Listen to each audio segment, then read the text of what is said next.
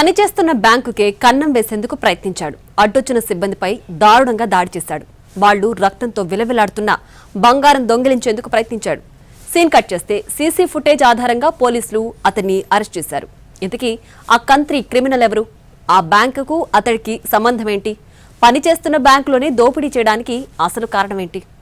Online betting, online rummy లాంటి అలవాట్లు ఓ bank మేనేజర్ను చివరికి దొంగగా మార్చేశాయి. నిన్నటిదాకా బ్యాంకు మేనేజర్గా డిగ్నిటీగా ఉన్న అతడు కాస్త ఇప్పుడు కట్టకటాలు లెక్కిస్తున్నాడు.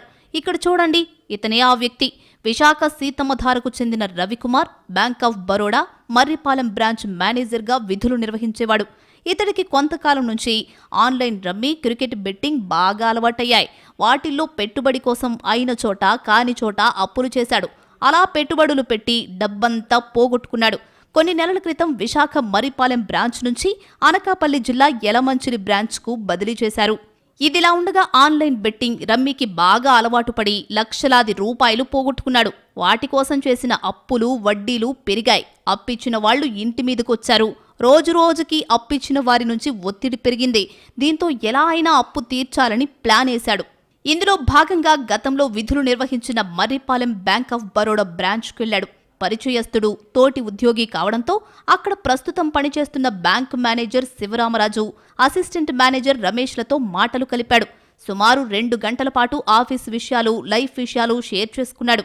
రాత్రి 7 గంటల సమయంలో bank manager, assistant manager gold నిల్వలు టాలీ చేసి, క్లోజ్ చేసి లాకర్లో భద్రపరచడానికి వెళ్లారు. అతని వెనకాలే వెళ్లిన రవికుమార్ ఆ బంగారాన్ని పట్టుకొని పోవడానికి ప్రయత్నించాడు.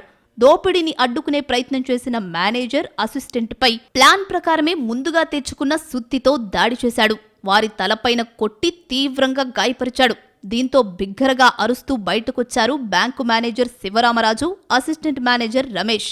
తీవ్ర గాయాలైనటువంటి వారిని చూసిన స్థానికులు వెంటనే పోలీసులకు సమాచారం ఇచ్చి అంబులెన్స్లో ఆస్పత్రులకు తరలించారు.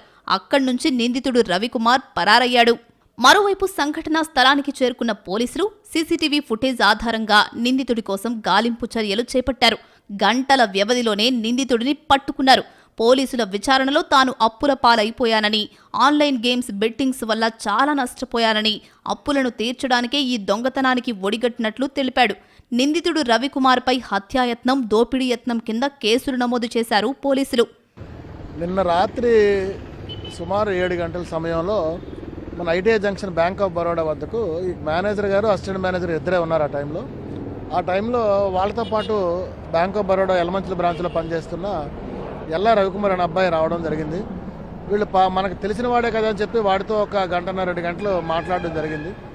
మాట్లాడిన తర్వాత వీళ్ళు అప్పటికే ఈరోజు నిన్న గోల్డ్ లోన్స్ ఏవైతే చేశారో ఆ గోల్డ్ లోపల లాకర్లో పెడదామని చెప్పి లోపలికి వెళ్ళే క్రమంలో ఈ ఎల్లా రవికుమార్ అనేవాడు వాళ్ళిద్దరిని కూడా లాకర్ రూమ్లోనే తల మీద ఒక సుత్తితో తలవగలు కొట్టి ద్వారా బంగారం పట్టుకెళ్ళిపోదాం అని ఒక ప్లాన్ చేసుకుని ఆ విధంగా దాడి చేశాడు. ఈ దాడిలో గాయపడ్డ మేనేజర్ శివరామరాజు, అసిస్టెంట్ మేనేజర్ రమేష్కు మెరుగైన వైద్యం అందిస్తున్నారు.